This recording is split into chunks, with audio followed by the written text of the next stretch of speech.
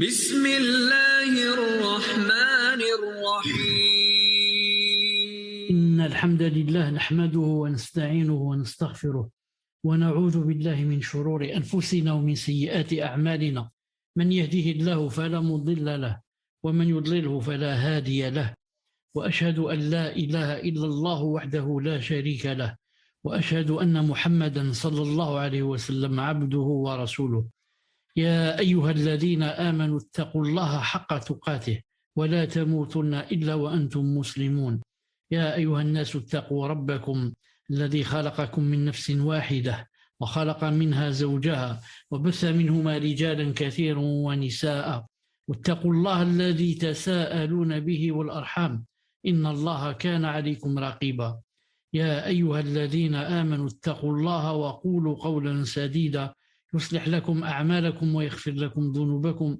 ومن يطع الله ورسوله فقد فاز فوزا عظيما ألا إن أصدق الكلام كلام الله وخير الهدي هدي محمد عليه الصلاة والسلام وشر الأمور محدثاتها وكل محدثة بدعة وكل بدعة ضلالة وكل ضلالة في النار حياكم الله جميعا.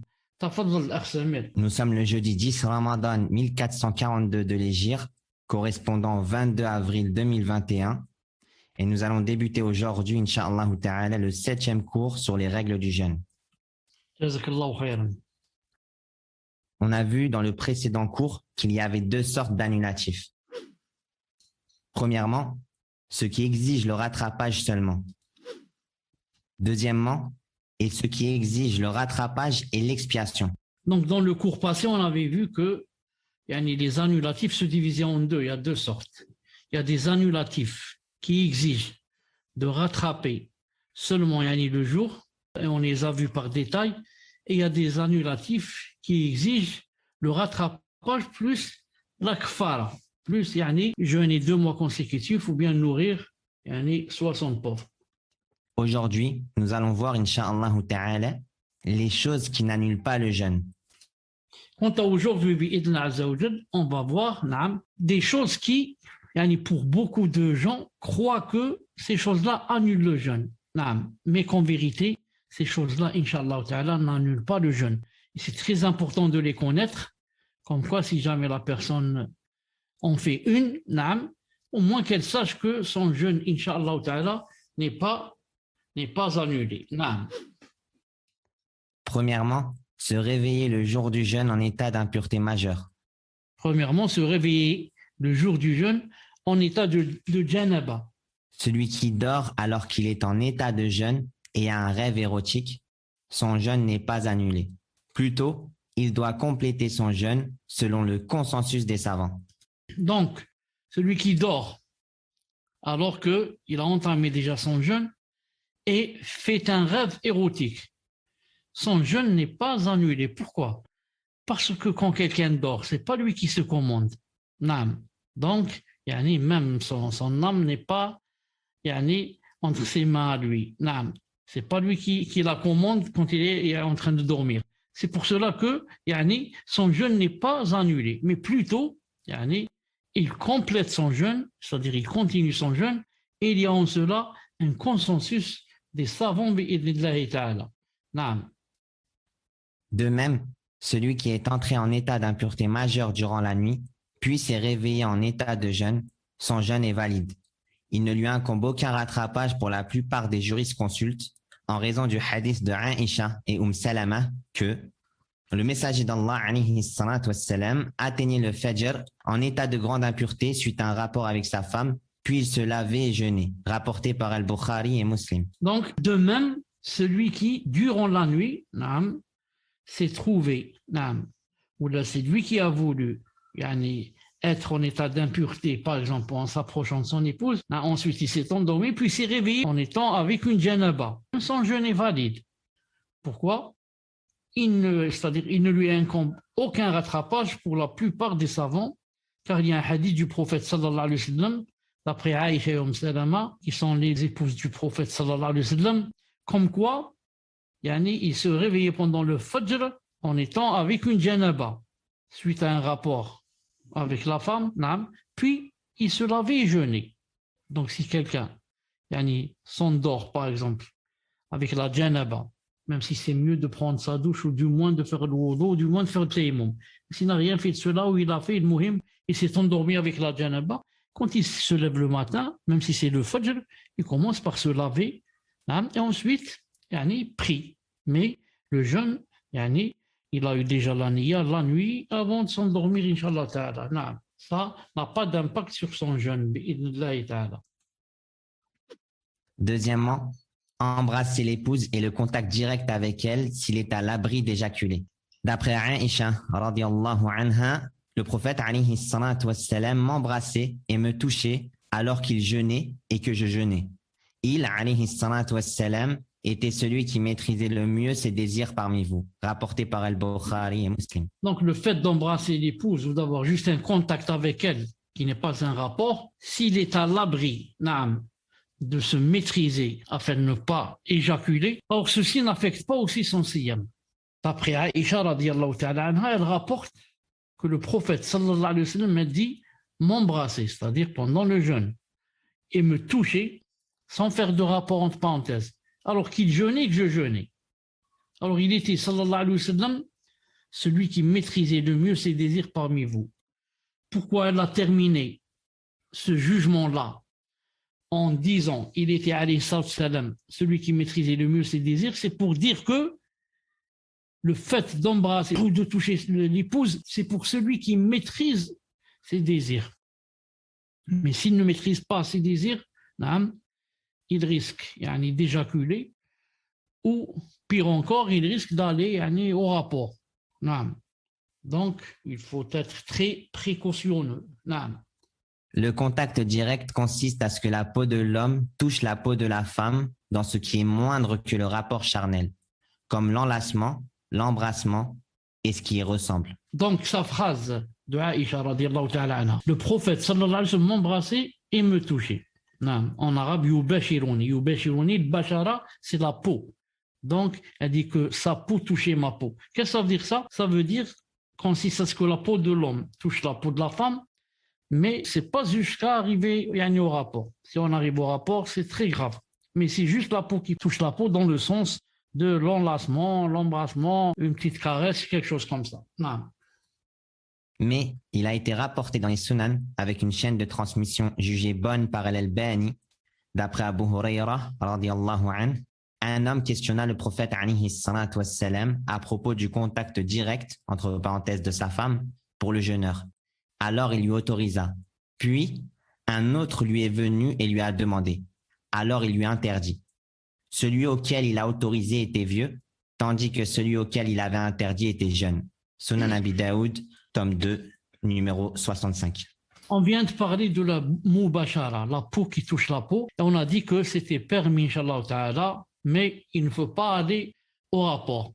Il reste que Cheikh Al-Albani rahimahullah ta'ala a cité un hadith, il a dit il est bon. Comme quoi, Abu Huraira rapporte qu'un homme questionna le prophète sallallahu alayhi wa sallam à propos de ce dont on est en train de parler, de la peau de l'homme qui touche la peau de l'épouse pour le jeûneur. Il a dit, il lui a permis cela. Puis un autre est venu, a demandé la même chose, il la lui a interdite. Ensuite, il a expliqué, Abu Huraira a expliqué, il a dit celui auquel il a autorisé, la peau touche la peau, était vieux, tandis que celui auquel il avait interdit était jeune. Donc, si on va bien méditer ce hadith, et avec l'autre, on va dire donc que la peau qui touche la peau, etc., c'est pour celui qui est vieux, et non pas pour celui qui est jeune. C'est pour ça que Aïcha, vous vous rappelez, a bien dit que le prophète sallallahu alayhi wa sallam était le meilleur de nous qui maîtrisait ses désirs. Et quelqu'un qui maîtrise ses désirs ne peut être jeune. Il faudrait qu'il soit vieux. Un jeune, il ne peut pas maîtriser ses désirs et va dire que Allah alam, moi j'ai pas pu me retenir et je vais Inch'Allah ta'ala jeûner 60 jours après, maintenant je peux pas me retenir. C'est pour cela que par précaution, il vaut mieux s'en éloigner pendant le Ramadan. Si c'est juste embrasser une fois ou là, c'est permis, mais si c'est aller plus loin, ça va aller très loin. Si tu veux aller plus loin, ça va aller très loin, ça va pas en finir. Et la personne est comme ça dans la fitra, ne peut pas se retenir, c'est très difficile. Donc moi, pourquoi yani, je me jette dans quelque chose dont je ne connais pas la fin et je sais même que la fin yani, sera très mauvaise pour moi. Donc il vaut mieux éviter, Inch'Allah, ta'ala, Wallah Azza wa Jal, a'lam. Mais celui qui se maîtrise, il n'y a pas de problème, bi'idhnillahi ta'ala. Troisièmement, laver la bouche, entre parenthèses, al-madmada, et le nez sans exagération.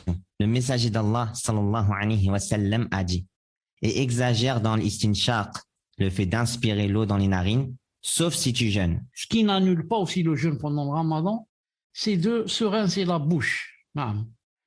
Ou même, yani, inspirer de l'eau par le nez, mais à condition que ça soit sans exagération. Surtout pourquoi? Pour le fait d'inspirer l'eau dans les narines. Quant à le le fait de laver la bouche, ce n'est pas grave. La plupart du temps, quand on se rince la bouche, on jette l'eau, il n'y a pas de problème. C'est très rare que l'eau descende par le gosier. Mais quand on fait istinshaq, c'est-à-dire on inspire l'eau dans les narines, ça peut passer et aller quoi? Et aller à l'estomac. C'est pour cela que si on inspire l'eau dans les narines, il ne faut pas exagérer. Surtout pendant le siyam. Il a dit sauf si tu jeûnes. C'est-à-dire, en général, dans le wudu, c'est bien, quand on fait l'istinshaq, d'exagérer. J'ai dit des fois, même on sent une petite douleur dans le nez, au niveau du nez. Mais sauf quand c'est pendant le jeûne. On ne doit pas exagérer, sinon l'eau va arriver à l'estomac. Si la personne se lave la bouche ou le nez et que l'eau parvient à sa gorge sans qu'elle ne l'ait voulu et sans gaspillage, rien ne lui incombe. Bien sûr, si maintenant la personne a bien dans l'intention de ne pas exagérer et pourtant l'eau est parvenue à sa gorge. Pourtant, elle ne voulait pas exagérer, mais sans qu'elle le veuille, l'eau est arrivée à sa gorge. C'est-à-dire l'eau est descendue à travers son gosier. Dans ce cas, Inch'Allah ta'ala, rien ne lui incombe. Rien ne lui incombe. Quatrièmement, se laver, verser de l'eau sur sa tête pour se refroidir et la nage. Quatrièmement, ça n'annule pas aussi le siyam, le fait de verser de l'eau sur sa tête pour se refroidir et la nage. Verser de l'eau sur sa tête, pourquoi on n'a pas dit directement, par exemple, se doucher ou là? Autrefois, c'était pas facile la douche. Maintenant, ça se trouve partout dans toutes nos maisons.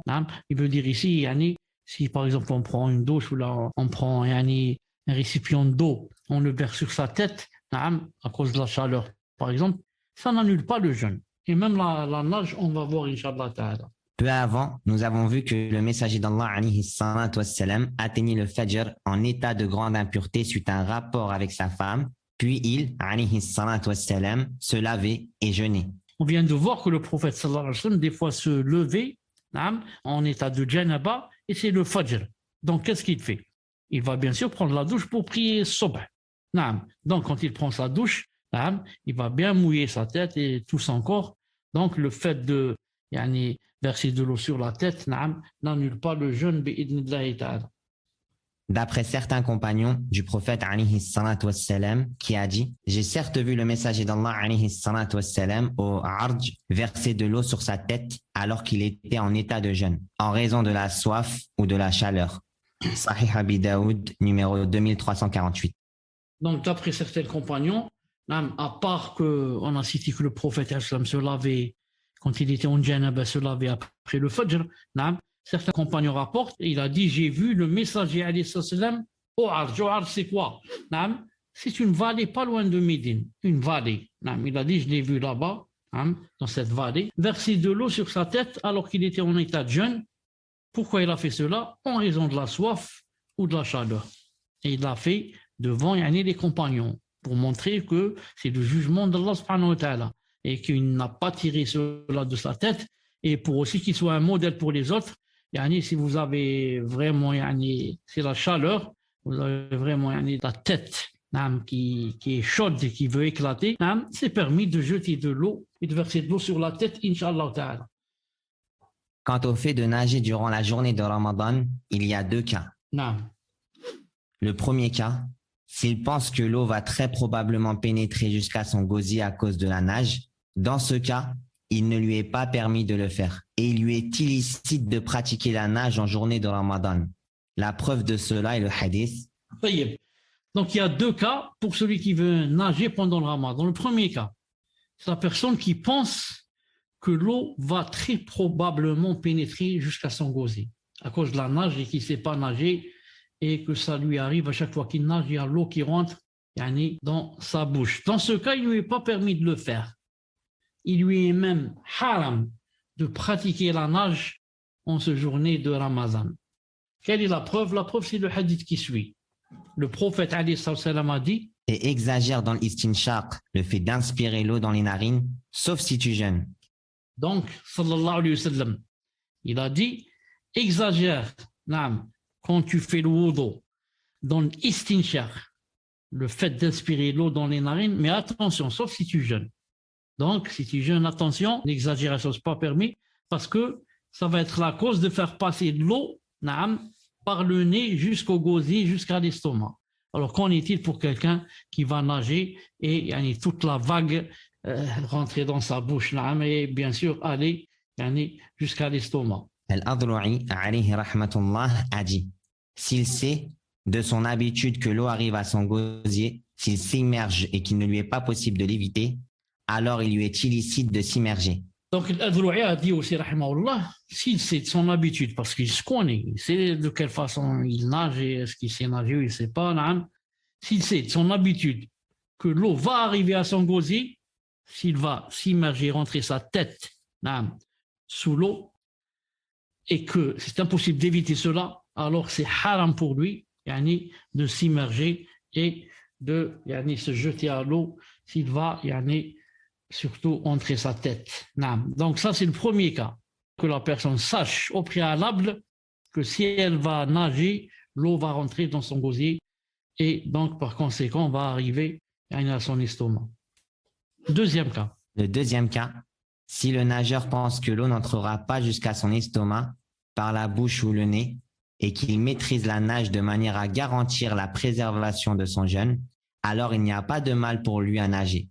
Son jugement est similaire au jugement de la douche pour le jeûneur. C'est l'avis choisi par Cheikh Felkos, qu'Allah le préserve. C'est le deuxième cas.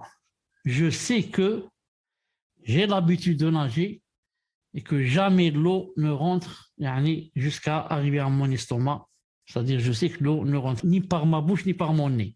Je fais même des efforts pour ne jamais m'immerger et ne jamais rentrer ma tête au-dessous de l'eau. Il a dit, dans ce cas, il n'y a pas de mal pour lui à nager. Donc, dans ce cas, ça ressemble à une douche. Quand je vais doucher, il y a l'eau qui tombe du haut et ma bouche est fermée. Donc, l'eau ne va pas arriver, Inch'Allah ta'ala, à mon gosier, encore moins à mon estomac. Ça, c'est similaire au jugement de la douche. C'est l'avis choisi par Cheikh Felkos, Habibullah et d'autres. Dans Fatawa al-Lajnati Da'ima, tome 10, 281, il est cité « La nage est permise durant la journée de Ramadan, mais il convient au jeûneur de se préserver de l'entrée de l'eau dans son gosier. » Le comité permanent a émis une fatwa comme quoi la nage est permise durant le Ramadan. Cheikh Ben Uthaymin a dit surtout qu'il a dit ça aide à l'adoration. Il a dit toute chose qui aide à l'adoration est permise. Ça aide à l'adoration en ce sens que la personne pendant le Ramadan est faible, fatiguée, paresseuse, mais quand il jette dans l'eau, bien sûr, il va se retrouver ses forces, etc. Donc ça aide, mais tout cela à condition de se préserver de l'eau pour qu'il ne rentre pas par la bouche et même par le nez et qu'il arrive au gosier et par conséquent il arrive à l'estomac. Et donc, si quelqu'un veut se préserver, qu'est-ce qu'il doit faire? Il doit tout simplement ne pas rentrer sa tête sous l'eau. S'il nage, il laisse l'eau arriver au niveau de son cou. Et de préférence aussi, il ne se met pas en face des vagues, mais il donne son dos aux vagues. Pourquoi? Parce que la vague, si elle est en face de toi, la personne, des fois, elle est insouciante, elle ne remarque pas, elle est distraite, et il y a une vague assez forte, elle frappe le visage et bien sûr, l'eau va rentrer. Bi'idhnillahi ta'ala. Naam. Cinquièmement, goûter la nourriture en cas de besoin tant qu'elle n'arrive pas au gosier. Ce qui est permis aussi pendant le ramadan, si on est dans le besoin, c'est de goûter la nourriture naam, tant qu'elle n'arrive pas au gosier. Qu'est-ce que ça veut dire tant qu'elle n'arrive pas au gosier? Ça veut dire que je prends la cuillère, je la mets dans ma bouche, juste pour voir si, par exemple, j'ai mis du sel ou je n'ai pas. Vous savez, les femmes, plusieurs fois, elles oublient. Elles disent, je ne sais pas si j'ai mis du sel ou pas. Donc, comment faire? Avec la cuillère, juste sur le bout de la langue.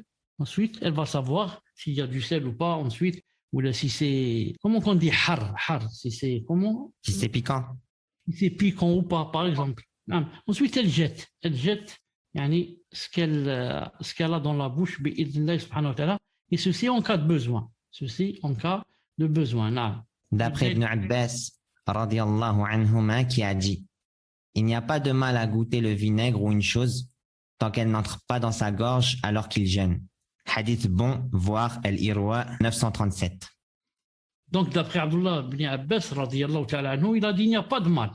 C'est permis à goûter le vinaigre ou une chose, n'importe quelle autre chose. Tant que, avec cette condition, ça ne rentre pas dans la gorge. Non. Ça reste au niveau de la bouche. Ensuite, on crache cette chose, bi'idhnillahi ta'ala. Non.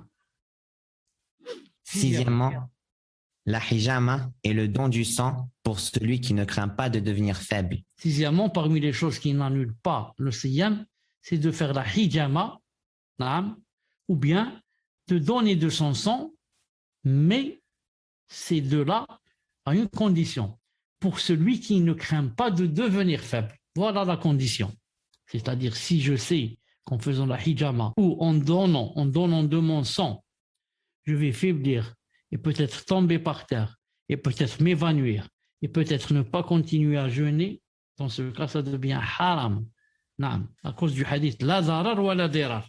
Ni je me fais mal à moi-même, ni je fais mal aux autres. Non. Donc, la hijama et le don du sang sont permis à condition de quoi? À condition que la personne ne craigne pas de devenir faible.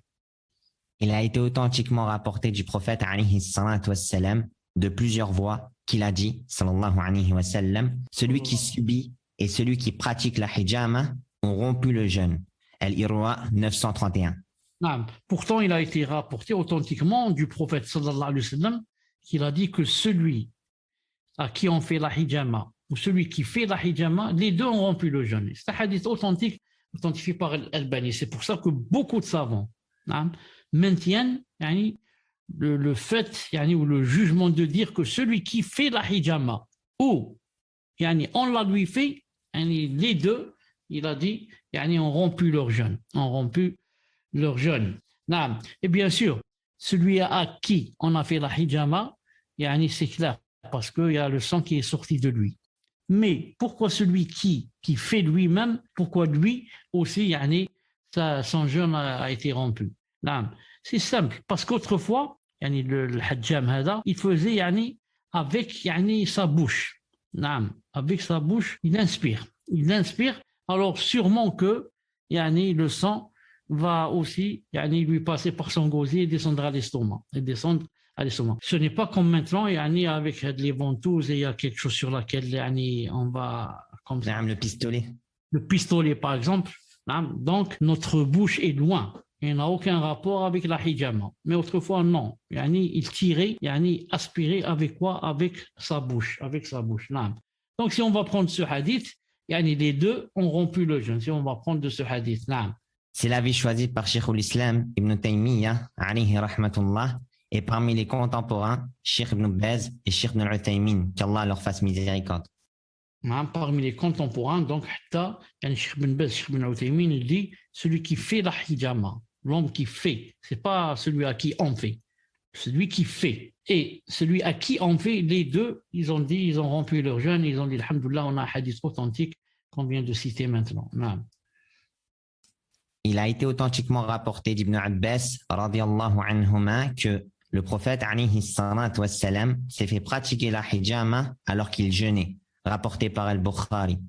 Et c'est l'avis du Cheikh Al-Albani, alayhi rahmatullah. Ici, on aurait dû dire quelque chose pour montrer que hadi, ce n'est pas pour confirmer ce qu'a dit Cheikh Ben Baz et Cheikh Ben Uthaymin, et ce n'est pas pour étayer ce qu'ils ont dit, mais plutôt c'est pour contredire. Ici, on aurait pu dire par exemple néanmoins, ou autre chose, ou contrairement à cela, il a été authentiquement rapporté d'après Abdullah ibn Abbas que le prophète pourtant a pratiqué la hijama alors qu'il jeûnait.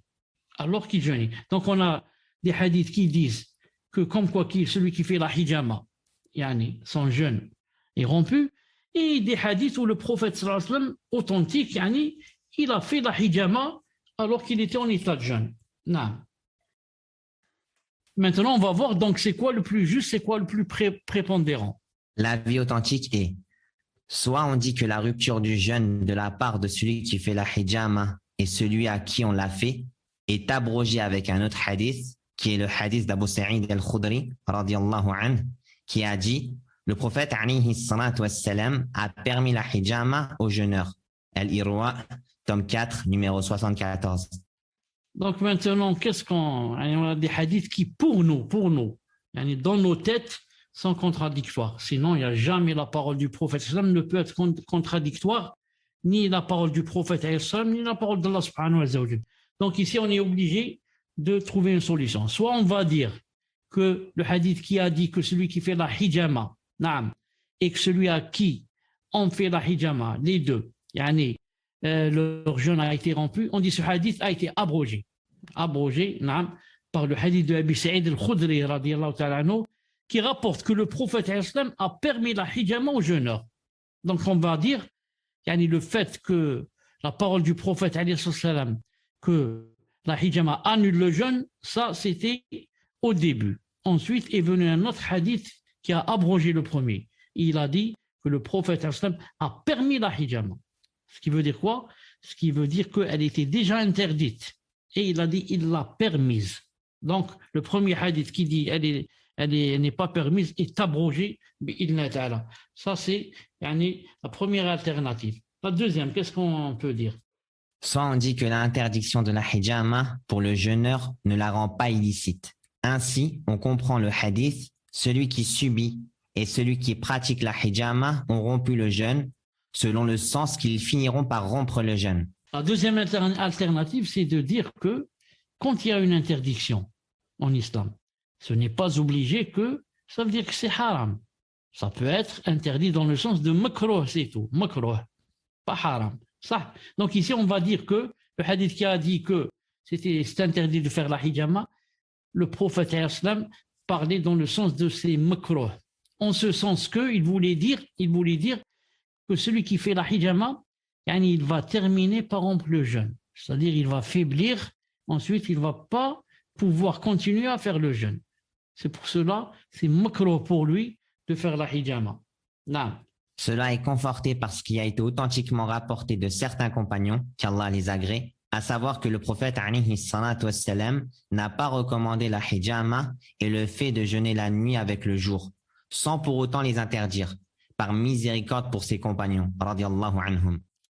Donc cela est conforté parce qu'il a été rapporté authentiquement par certains compagnons que le prophète sallam n'a pas recommandé la hijama et le fait de jeûner la nuit avec le jour, c'est-à-dire de jeûner la nuit avec le jour, de continuer de jeûner la nuit avec le jour, mais on s'arrête au maghrib. Tout cela, il a dit, par miséricorde pour ses compagnons. Ce n'est pas parce que c'est haram, mais par rahma. La personne ne doit pas faire des choses qui ne sont pas obligées ou des choses qui sont plus ou moins difficiles, comme par exemple jeûner le jour et la nuit, attachés comme ça. Il a dit non, au Maghreb, on arrête, et la hijama aussi, on ne la fait pas. Ce n'est pas dans le sens que c'est haram, mais dans le sens que ça faiblit. Ensuite, si la personne faiblit, ça va être difficile pour lui de jeûner. Donc, tout cela, c'est par miséricorde pour ses compagnons. Ce qui prouve qu'il a détesté cela pour celui qui est gagné par la faiblesse par sa cause. Ce qui est appuyé par un hadith authentique, selon lequel on dit à Anas ibn Malik, radiyallahu anhu, est-ce que vous détestiez la hijama pour le jeûneur à l'époque du messager d'Allah, alayhi salatu wassalam? Il répondit, non, si ce n'est par crainte de la faiblesse, rapporté par Al-Bukhari. Donc, Anas ibn Malik, radiyallahu ta'ala anhu, qui a travaillé chez le prophète sallallahu alayhi wa sallam à partir de l'âge de 10 ans, et auquel le prophète sallallahu alayhi wa sallam a fait dua d'avoir beaucoup d'enfants, d'allonger dans sa vie. D'ailleurs, c'est le dernier des Sahaba à mourir à Médine. Le dernier des Sahaba à mourir à Médine, je pense qu'il a dépassé les 100 ans. Donc, qui connaît bien le prophète sallallahu alayhi wa sallam, on lui a posé la question, est-ce que vous détestez la hijama? À l'époque du prophète sallallahu alayhi wa sallam, il a dit non, elle n'est pas détestable. Si ce n'est par crainte de la faiblesse, c'est tout. C'est une question de faiblesse. Celui qui est faible, qu'il ne la fasse pas. Ça va être difficile pour lui, il ne va pas pouvoir continuer son jour à jeûner. Mais celui qui est fort, alhamdoulilah, masha'Allah, c'est possible pour lui qu'il la fasse. Vous savez que la hijama, c'est un peu comme le don du sang. Tu vas donner ton sang, tu vas le faire sortir. Il y a des gens qui peuvent te donner, je ne sais pas, 1 litre ou 2 ou plus. Il y a des gens, si on lui enlève juste un peu de sang, il va tomber par terre. Non. Septièmement, mettre du kohol. Mettre du kohol dans l'œil n'annule pas le jeûne. Non, le kohol dans l'œil n'annule pas le jeûne. Pourtant, quand on le met, des fois, on sent quelque chose dans le gosier. Mais ça n'annule pas le jeûne.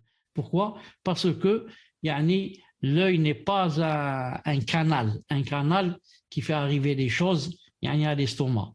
Contrairement à ce qu'on va voir, contrairement au nez.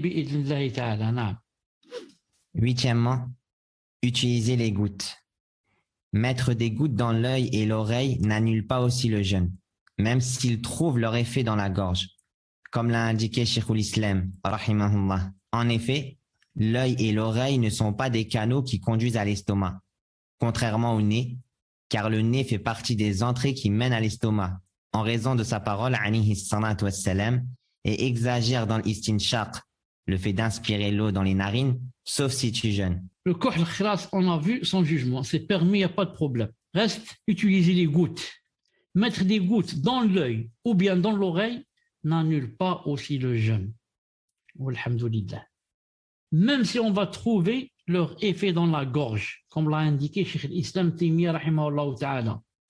Pourquoi? En effet, l'œil et l'oreille ne sont pas des canaux qui conduisent à l'estomac, contrairement au nez, car le nez fait partie des entrées qui mènent vers l'estomac à cause du hadith. C'est pour ça que, par exemple, là, je meurs de soif. Et on m'a mis du scotch, par exemple, sur ma bouche pour que je ne boive pas. Je peux boire de mon lait. Je prends une bouteille, je rabaisse ma tête vers le haut comme ça, et par le nez, je fais passer l'eau jusqu'à ce qu'il arrive, par exemple, par mon estomac. Contrairement à quoi? Contrairement à l'œil et l'oreille. C'est pour ça, on peut mettre des gouttes dans l'œil et l'oreille pendant le ramadan, mais on ne peut pas mettre des gouttes dans le nez pendant le ramadan. Il faut bien connaître cette règle. Il faut bien aussi ne pas oublier que si on a mis dans l'œil et si on a mis dans l'oreille et qu'on a ressenti quelque chose au niveau du gosier, que ce n'est rien, et qu'on continue à jeûner et qu'on ne rattrape pas, car l'œil et l'oreille ne sont pas des canaux qui mènent vers l'estomac, Inch'Allah ta'ala. Neuvièmement, sentir le parfum. De même que sentir le parfum, il n'y a aucun mal en cela en état de jeûne. Moi, je me souviens quand j'étais enfant, j'allais chez le coiffeur pendant le ramadan pour me coiffer les cheveux. Il ne met pas le parfum. Il a, qu'on appelle qu'on met sur la tête, on appuie dessus. Comment ça s'appelle? Un spray. Spray, comme ça. Un spray comme le pistolet. Voilà, comme un pistolet. Barakallahu fik. D'habitude, quand c'est pas le ramadan, les coiffeurs mettent le parfum à l'intérieur. Et avant de commencer à coiffer, il faut qu'ils mouillent les cheveux et ça devient plus facile à couper avec les ciseaux. Mais on ne va pas les mouiller avec de l'eau, moins avec du parfum. Je parle de à l'époque.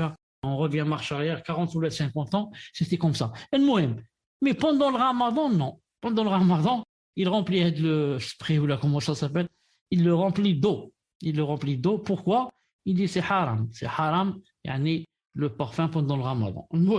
Il pense comme cela, bien sûr. Alors, Cheikh, naam. une fois quelqu'un est entré au masjid, il a vu quelqu'un mettre du parfum, il lui a dit, toi, tu as rompu ton jeûne, khlas. Alhamdulillah, Cheikh l'Islam est venu de nouveau, il a parlé. Alhamdulillah. فهمت؟ Ouais, putain. الله المستعان. فهمت؟ نعم تفضل. Dixièmement, sentir l'encens. Quant à sentir l'encens, le plus précautionneux consiste à l'éviter car il a un volume qui peut parvenir jusqu'au gosier. Et cela est l'avis du Cheikh Ibn Uthaymin.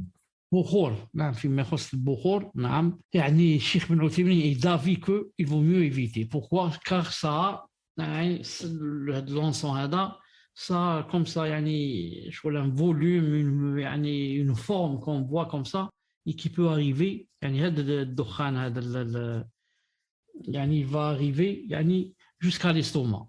نعم la fumée هذه. Il a dit يعني pour être plus précautionneux il vaut mieux ne pas يعني s'approcher pour en sentir. Si l'odeur vient d'elle-même ou là, معليش. Mais aller spécialement s'approcher de l'encens pour l'inspirer, يعني par les narines, il a dit, ça peut annuler le jeûne. Il n'a pas été يعني, très décisif sur يعني, ce jugement, mais il a dit, يعني, il vaut mieux s'en éloigner. Alors que d'autres ont permis cela, bi'idhnillahi ta'ala. Onzièmement, le siwak.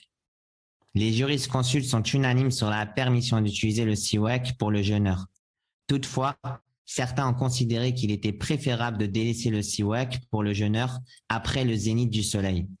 L'avis authentique est qu'il n'y a pas de mal à utiliser le siwak à tout moment, avant le zénith ou après, et Allah est plus savant. نعم.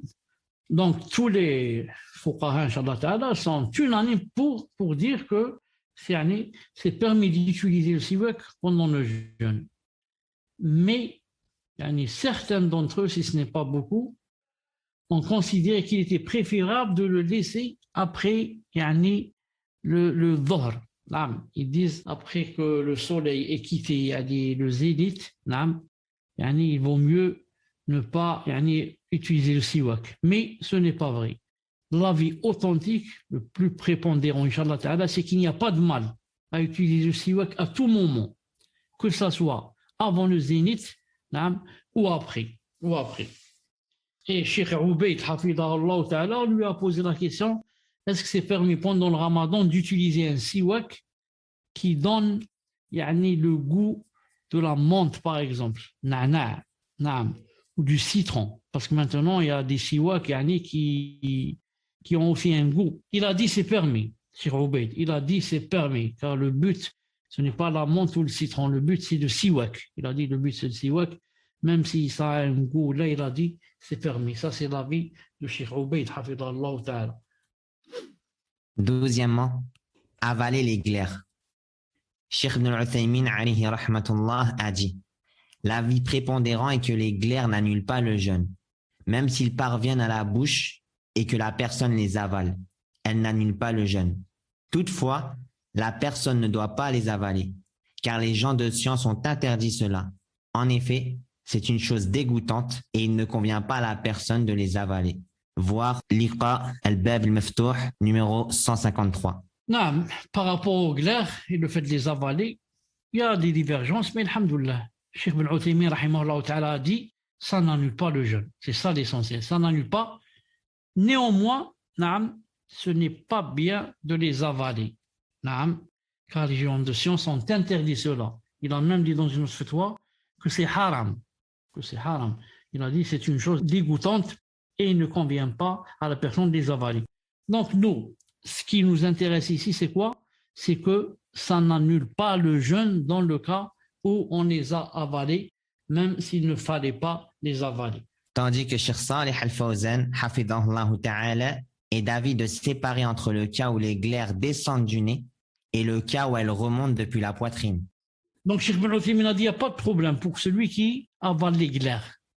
Reste que Cheikh Salih al-Fawzan, hafidahullah ta'ala, est d'avis qu'il y a deux sortes de glaires.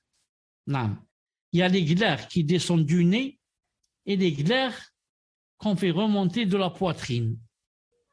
Dans le premier cas, elles n'annulent pas le jeûne, contrairement au deuxième. D'après Cheikh Fawzan, on va voir ces glaires c'est de quelle sorte elles sont. Naam. Si ce sont celles qui descendent du nez et on les a avalées, il a dit ça n'annule pas le jeûne.